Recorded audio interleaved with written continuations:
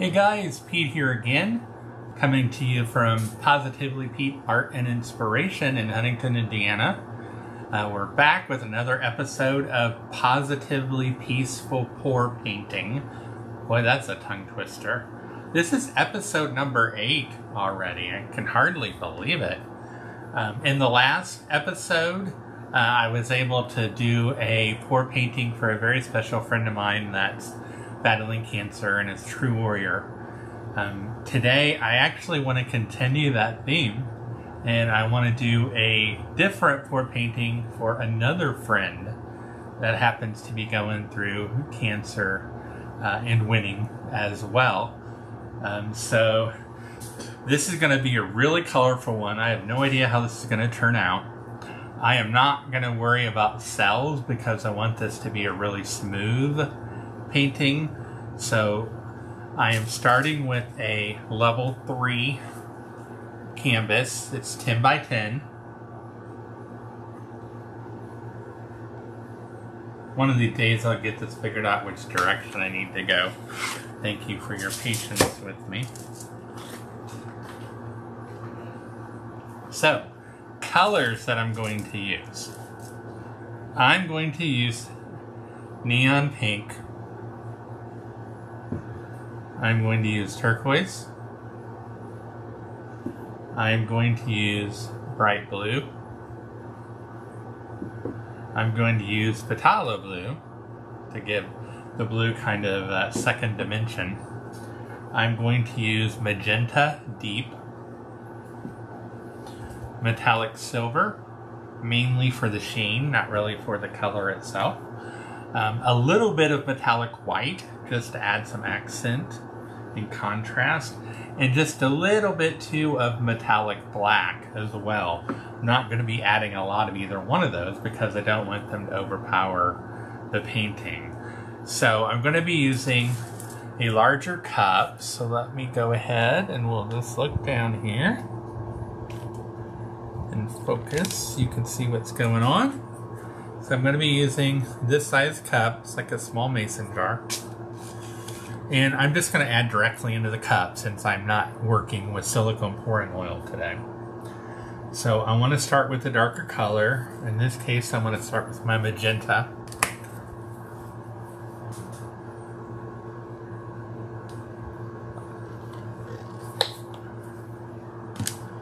Okay, next I want to alternate and kind of go bright. So I'm going to go to my neon pink. It doesn't get much brighter than that. That is really vibrant.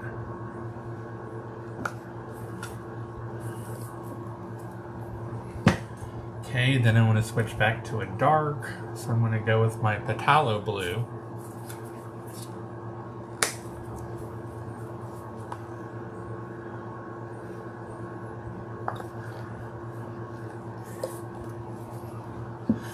Okay, I'm going to work in a little bit of my white at this point.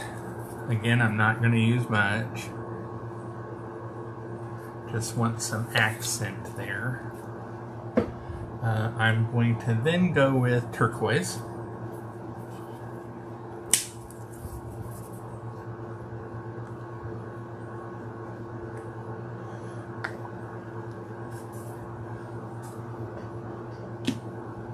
Then I'm going to go with my silver. This is going to give it that nice shiny sheen that I like in my paintings. Okay, then I'm going to go with actually a little bit of black, my metallic black, to be more specific. And again, I don't want to add too much because I don't want it to be overpowering. And then finally, I'm going to add my bright blue.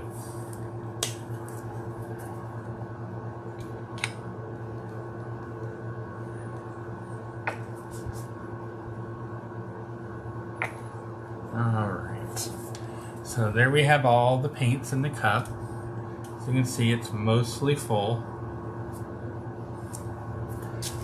So I'm going to do my little trick of setting the canvas on top, holding it firmly and flipping it over. Note I could let go and paint doesn't go everywhere. That's a good sign. Now I'm going to pull straight up, and I'm going to twist counterclockwise as I do so. Ooh, yeah.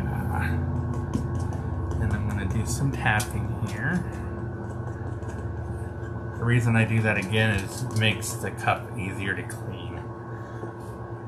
Okay, and then I want to move the paint slowly around on the canvas. So I'm going to put my L's in the corners there.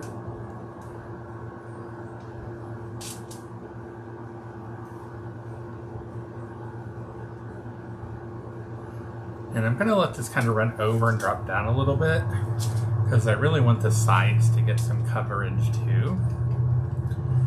I want to do this with all 4 of my corners.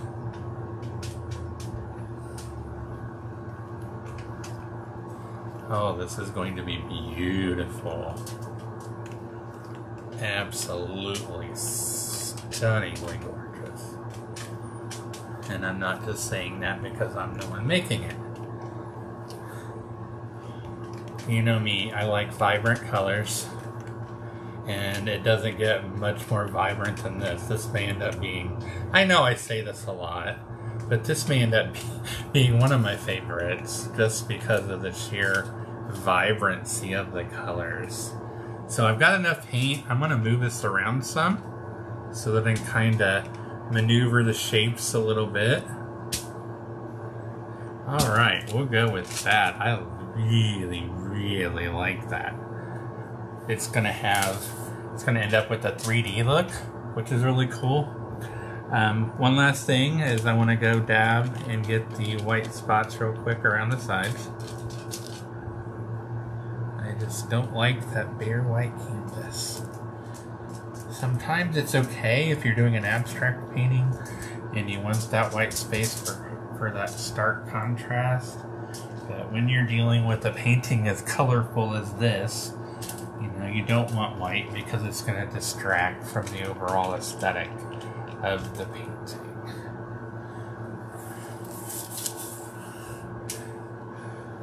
Alright, there we go. Now, I didn't add any silicone pouring oil, but that doesn't mean that I can't hit it with a torch, just because it might still pull out some interesting effects. So let me go grab the torch. I will be right back.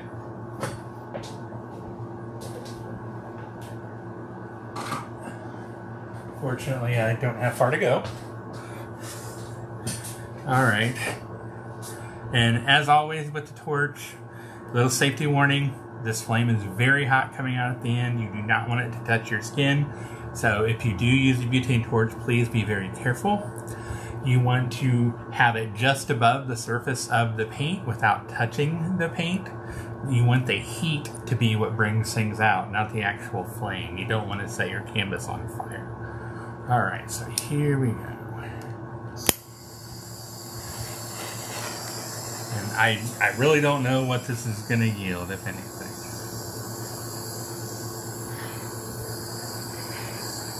This is just absolutely gorgeous.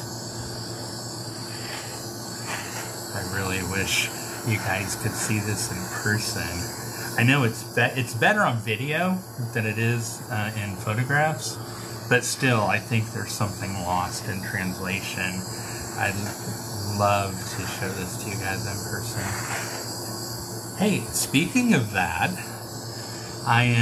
they are currently renovating upstairs in my building where my studio is located. When they get these renovations done, I'm going to have a grand opening.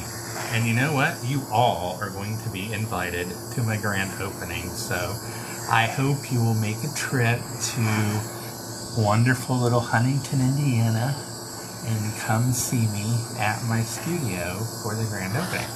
And that torch isn't doing a whole lot, so I'm just going to let that go.